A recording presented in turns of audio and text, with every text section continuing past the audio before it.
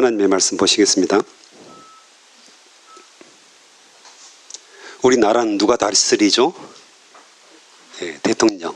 그렇죠. 예, 이러면 틀리다고 했죠, 제가. 우리가 다스린다고 늘 이야기를 하잖아요. 그렇죠. 기도하는 사람들이 이 땅을 다스리고 있는 겁니다. 영적으로 분명합니다. 실질적으로 다스리고 있고요. 그래서 대통령은 헛수합입니다.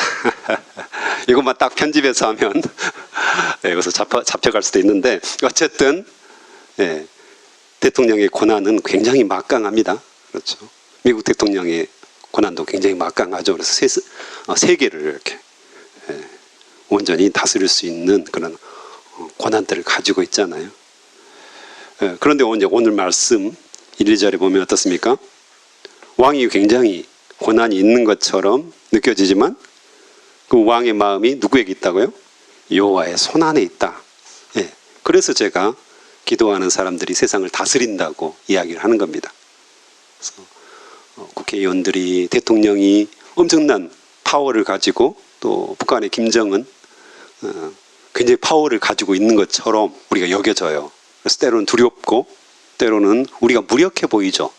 뭐 이 좁은 공간에서 우리가 기도 한마디 한다고 해서 뭐가 달라질까? 라는 생각이 듭니다. 통일에 대한 기도를 하는 분들이 굉장히 많거든요. 주빌리 통일국기대회라고 한 달에 한 번씩 모이고 있는데 거기에서 요즘 이슈가 그렇습니다. 한반도 그 평화의 무드가 계속해서 무르익었잖아요. 그 후로 이제 완전히 다 단절됐어요. 그래서 몇 년간 지금 교류도 없고 이러다 보니까 이 기도하는 사람들이 무력감에 빠지는 겁니다. 우리가 와서 이렇게 기도하는데 계속해서 기도하는데 이 땅에 통일이 이루어질 것인가 이런 생각들이 드는 거죠. 기도가 막히는 거 아니겠습니까? 그때마다 강사들이 와서 하시는 말씀이 여전히 하나님의 손을 의지하는 자들이 있다. 또 하나님께서는 하실 것이다. 주변 상황과 환경은 통일을 가로막고 분명하게 어려운 상황이지만 여전히 하나님께서는 기도하는 자들을 찾으시고 이 땅의 통일을 위해서 주님께 아뢰는 자들, 주님의 주권을 온전히 높여드리는 자들을 찾고 있다. 이 말씀을 하시거든요. 저도 그것에 동의합니다. 어쨌든 하나님의 때에 하나님께서 이루실 날들을 인내함으로 기도하는 것들이 굉장히 필요하죠. 그래서 하나님의 손에 있는 겁니다. 하나님의 손에 있는 거죠. 또한 30절부터도 똑같은 말씀을 하시죠. 같이 읽어볼까요? 30절, 31절. 여호와를 거스리는 것은 그 어떤 지혜, 통찰력, 계획으로도 성공하지 못한다. 전쟁을 대비하여 말을 준비하여도 승리는 여호와께 달려있다. 아멘. 승리도 여호와께 달려있다고 분명하게 말씀을 하시는 겁니다. 특별히 고레스 왕이 안 믿는 사람이었거든요. 근데 어떻습니까? 포로 귀환 명령을 내립니다. 그래서 돌아가서 성전을 짓고 바벨론 느부갓네살이 다 빼앗아갔던 성전 기물들을 다시 다 돌려보냅니다. 하나님께서 그렇게 명령하셨다고 이 고레스 엄청난 파워를 가지고 있었잖아요. 그 당시에 페르시아 대제국을 형성하고 있었거든요. 그 사람이 예수 그리스도를 하나님을 믿지 않았지만 그냥 다 돌려보냅니다. 엄청난 인구거든요. 경제의 기반을 가지고 있는 그 당시에는 이제 인구가 굉장히 중요하죠. 사람이 굉장히 중요한데 그 사람들을 다 돌려보냅니다. 하나님 명령 한마디에 하나님께서 통치하신다는 거죠. 고레스가 실질적으로 파워를 가지고 있지만 그 배후에 하나님이 하신다는 것입니다. 또 승리도 여호와께 달려있다. 이것을 우리가 믿는 거 아니겠습니까? 요즘 이제 취준생들, 공시생들, 또 입시생들 많잖아요. 그 사람들을 위해서 우리가 기도하는 방법이 있습니다. 어떻게 기도하면 될까요? 네, 당연히 하나님께서 역사하시도록 기도하는 거잖아요. 그리고 또 중요한 기도 중에 하나로 제가 하고 있는 기도가 이 공부하는, 시험을 준비하는 지체들이 열심히 공부한 곳에서 시험이 나오는 겁니다. 즉 시험 출제자들이 시험 공부하는 지체들과 생각이 같으면 되는 거죠. 그렇죠? 시험 공부를 여기를 중요시 여기고 계속해서 시험 공부를 집중해서 했는데 시험 출제자도 여기를 내면 됩니다. 그럼 되지 않겠습니까? 시험 범위는 넓거든요. 나름대로 다 중요하게 생각하고 공부하는 곳이 있어요. 근데 시험 출제자가 똑같이 거기에서 시험을 내면 맞는 것이고, 엉뚱한 데서 내면 다 틀리는 거 아니겠습니까? 아무리 공부를 열심히 했어도, 아무리 공부를 충실히 했어도 시험 출제자의 의도에 맞지 않는 답들을 쓰면 다 틀린 거 아니겠습니까?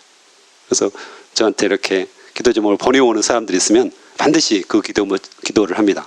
그래서 누구누구 지체가 중요하게 생각했던 그곳에서 시험 출제자들이 시험을 낼 수 있도록 도와주시옵소서. 실수하지 않고 잘 적어낼 수 있도록 역사해 주시옵소서. 그래서 그것도 역시 하나님께서 하시는 거죠. 하나님께서 지혜를 주시고 명철을 주시고 움직여 가시는 거 아니겠습니까? 그래서 하나님께서 배후에서, 손 안에서 이 일들을 행하신다는 것입니다. 그래서 우리가 그것들을 늘 인식하고 주님 앞에 섰으면 좋겠습니다. 여호와의 주권과 능력이 우리 안에서 계속해서 역사하고 계시다는 것입니다. 9절, 이제 19절 보면 옥상 한 구석에 사는 것이 다투는 여인과 함께 집에 사는 것보다 낫다. 따지고 바가지 긁는 아내와 함께 사는 것보다 사막에 홀로 사는 것이 낫다. 어떻게 생각하십니까? 여러분은 바가지를 긁으십니까? 따지십니까? 근데 이 바가지를 긁는다, 따진다, 이것이 하나님의 저주의 하나더라고요. 그래서 하와가 선악과를 따먹고 나서 3장 16절, 창세기 3장 16절에서 저주를 하잖아요. 그래서 아이를 낳는 고통, 그것만 우리가 보통 알고 있는데, 실제로 더 중요한 것은 그 뒤에 보면 너는 남편을 원하고 남편은 너를 다스릴 것이니라. 이 말이 뭘까요? 남편에게 자꾸 의지하고 남편에게 원한다는 거죠. 남편을 원하는 거죠. 근데 남편이 여러분의 원함을 들어주던가요? 잘 안 들어줍니다. 왜? 남편 세계가 있으니까요. 남편도 지 살아야죠. 네, 그러니까 별로 들어주진 않습니다. 그러니까 자꾸 따지고 원하고 바가지 긋고 나 좀 봐달라, 내 요구를 들어달라, 저주죠. 이게 죄로 인한 저주라는 것입니다. 그러면 어떻게 해야 될까요? 네, 여기서 남편은 너를 다스릴 것이다 했는데, 이것을 좀 더 바꿔보면 어떻습니까? 하나님께서 너를 다스릴 것입니다. 내가 따지고 바가지 긁는 대신에 하나님께 의지하는 거죠. 나의 원함, 물론 남편에게 원함이 있어요. 없을 수 없죠. 죄성이 있으니까. 하지만 우리의 관심과 우리의 기도를 하나님께 드려주는 거죠. 원함을 하나님께 구하는 거죠. 만족을 하나님께 얻는 겁니다. 자꾸 남편에게 이거 해달라, 저거 해달라, 나는 이것이 필요하다, 위로가 필요하다. 물론 맞습니다. 남편도 그것을 해야죠. 하지만 더 중요한 것은 우리의 모든 만족의 근원은 하나님에게 있다는 것이죠. 하나님께서 나를 다스리신다는 사실을 다시 한번 새기는 거죠. 남편들이 어떻게 해야 될까요? 따지고 바가지 긁는 아내, 홀로 사는 것이 낫다고 했는데 혼자 못 삽니다. 힘들잖아요. 그것보다는 제가 하는 방법이거든요. 잘 들어줍니다. 아주 잘 들어줍니다. 하지만 의미 부여를 하지 않습니다. 그렇죠. 너무 막 의미 부여를 하면 제가 힘들어지니까 못 들어주죠. 근데 내 아내가 지금 뭔가 필요한 것이 있는데 자꾸 말하고 있구나. 근데 이것은 한 번 들어주고 두 번 들어주면 끝나는 일인데 거기에 대해서 내가 반박하고 따지고 이러면 안 되는 거죠. 의미를 부여하기 시작하면 싸움이 됩니다. 부부싸움은 다 그렇게 시작되거든요. 저도 경험해봐서 알잖아요. 아내는 바가지를 긁기 시작하고 남편은 그것에 대해서 의미를 부여합니다. 내일이 되고 서로 의견 충돌이 생기는 거잖아요. 근데 남편들은 명심할 것이 저것은 지금 스트레스를 풀기 위한 나한테 말하고 싹 사라질 그런 이야기구나 하고 받아주고 그렇구나 아, 그래 힘들었지. 저도 잘 안 됩니다, 이게. 제가 힘이 들어요, 막. 아, 내가 힘들구나, 지금. 이야기를 들어주다 보면.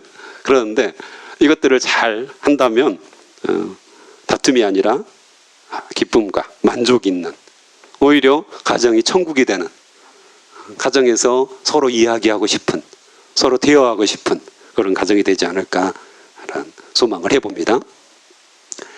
또한 3절, 21절에 보면, 3절에 보면 의로운 생활이 형식적인 제사보다 하나님을, 여호와를 기쁘시게 한다. 그 다음에 21절에 보면 의롭고 신실하게 사는 사람은 형통하고 번창하고 영예를 얻는다. 이렇게 말씀하십니다. 형식적인 제사. 형식적인 제사는 뭡니까? 분명히 하나님께서 받지 않으신다고 했죠. 오히려 제사보다 삶이 중요하다고 성경은 분명하게 이야기합니다. 순종이 제사보다 낫다. 이런 표현도 있고요. 그래서 신앙생활, 이걸 두 개를 저울질하기가 참 어려워요. 근데 우리가 분명하게 알 수 있는 것은 극단으로 가는 것들은 하나님께서 원하지 않으신다는 겁니다. 내가 신앙생활한다고 매일 교회에 와서 살아요. 그럼 어떻게 될까요? 가정은 어떻게 하죠? 공부는 어떻게 하죠? 사회 직장은 어떻게 하죠? 문제가 되죠. 제가 출근할 때 신천지 그 교회를 지나간다고 했잖아요. 전대후문. 거기를 반드시 지나가야 되거든요. 근데 안타까운 게 제가 이제 8시 반, 9시 사이에 지나가는데 그때마다 횡단보도에 신천지 교인들이 엄청나게 많아요. 나이 든 사람들, 아줌마들, 아저씨들, 또 젊은이들 지금 거기 들어가는 거죠.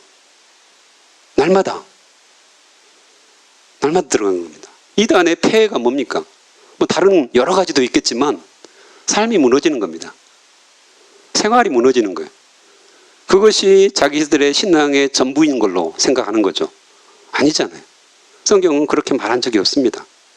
의로운 생활은 형식적인 제사보다 하나님을 기쁘시게 한다. 생활을 해야 되는 거죠. 학생은 공부를 열심히 하는 것이 하나님을 찬양하는 겁니다. 할렐루야. 직장인은 직장에서 열심히 일해가지고 성과를 내는 거죠. 회사를 잘 되게 하는 것이 하나님께 영광을 돌리는 겁니다. 요셉이 그렇게 했잖아요. 요셉이 열심히 성경 말씀을 잘 읽어보면 요셉이 열심히 일하니까 보디발의 집이 융성했다고 해요. 할렐루야. 이게 하나님의 뜻이거든요. 하나님의 사람이 그 회사에 들어가면, 그 직장에 들어가면 그 직장이 잘 돼야 돼요. 하나님의 사람이 가정에 있으면 가정 일이 잘 돼야 돼요. 안 믿는 남편이라 할지라도 잘 섬겨야죠. 따뜻한 밥을 해줘야 되고요. 정성껏 사랑하고 섬겨줘야 되는 거죠. 그것이 신앙생활입니다. 안 믿는 남편이니까 내팽개치고 교회에 와서 계속해서 생활하는 거, 이건 극단이거든요. 양극단으로 가면 안 되죠. 또 반대도 있는 거잖아요. 나는 공부만, 나는 가정생활만, 여기 우선순위를 주는 거, 나는 회사생활만. 죽도록 거기에서 일하고 우선순위를 두기 시작하면 번아웃도 되고, 이건 아니잖아요. 이 극단이거든요. 하나님께서는 균형 잡힌 생활을 원하십니다. 정말 나의 삶 속에서 하나님의 영광이 드러나고, 내가 공부를 열심히 해서 저 친구는 예수 그리스도를 잘 믿더니 엄청나게 공부를 열심히 하고 목표를 가지고 하나님께 영광을 돌리는구나. 저 가정은 부인이 예수 그리스도를 믿더만 늘 화목하고 늘 주님 안에서 평안하고 남편을 잘 섬겨주고, 시어머니들도 그걸 보겠잖아요. 저 친구는 정말 성실하게 회사에서도 일을 하는구나. 상사들이 보기에 예수 그리스도를 믿는 애들은 좀 다르구나. 믿는 사람은 좀 다르구나. 정말 열심히 하고 충성되게 하고 다른 사람이 싫은 일들도 더 맡아서 하려고 하고, 이런 마음들이 있구나. 이게 바로 하나님의 영광을 돌리는 거 아니겠습니까? 물론 모든 신앙의 생활은 이런 기도로부터 시작됩니다. 쪼개야죠. 2배로 사는 거라고 저는 늘 이야기를 하는데요. 크리스찬은 2배의 삶을 삽니다. 정말 교회 가서 말씀 보고 기도하고 순종하는 이 삶도 엄청나게 잘해야 되고요. 그 다음에 가정에서, 직장에서, 학교에서도 엄청난 능력들을 발휘해야 되는 거죠. 다 하나님께서 하시겠다고 약속하신 겁니다. 예수님도 역시 그렇게 사셨잖아요. 예수님도 50% 인간, 50% 하나님 이런 삶을 사시지 않으셨어요. 100% 하나님, 100% 인간의 삶을 사셨거든요. 우리도 동일하게 그런 축복을 누릴 줄 믿습니다.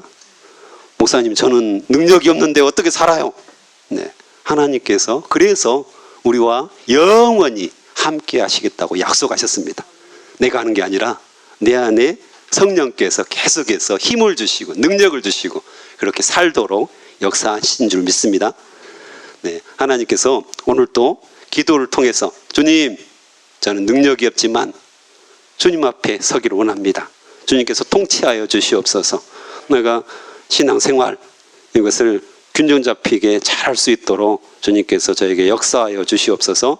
또한 가정에서 또 부부간에 정말 서로 대화가 풍성해지는 그런 가정 그냥 잔소리로 들리는 것이 아니라 함께 대화하는, 그래서 기쁨과 만족이 있는 가정을 만들 수 있도록 도와주시옵소서. 말씀 들은 대로 기도 제목 삼고 주님께서 우리를 온전하게 변화시켜 주시기를 함께 기도하시겠습니다.